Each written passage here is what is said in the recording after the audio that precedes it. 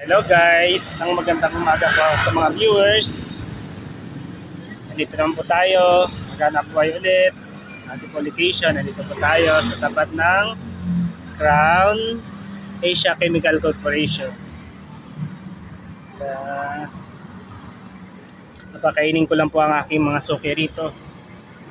Magbe-break time po sila ng 10 AM. At hapon naman po, doon tayo sa may rice mill. Diyan na po pumapesto.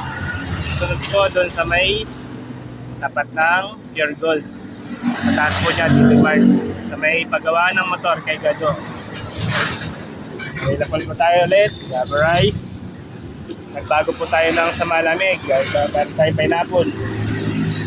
Baka nananawa na sila sa palamig. Ating siomai pork, siomai chicken, at meron pang tirang apat na big siomai. Dito lang po tayo lagi, along MacArthur Highway. Always available po sa mga may gusto. Kung naggutom, dito lang po tayo sa mga gilid-gilid.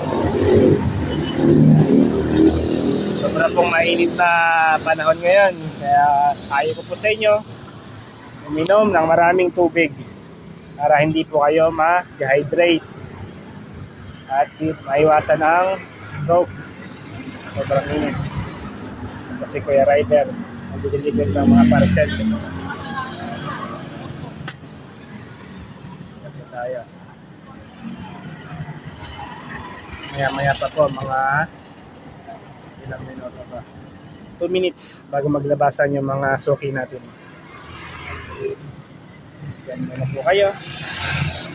Handa na natin yung pinupunasan natin.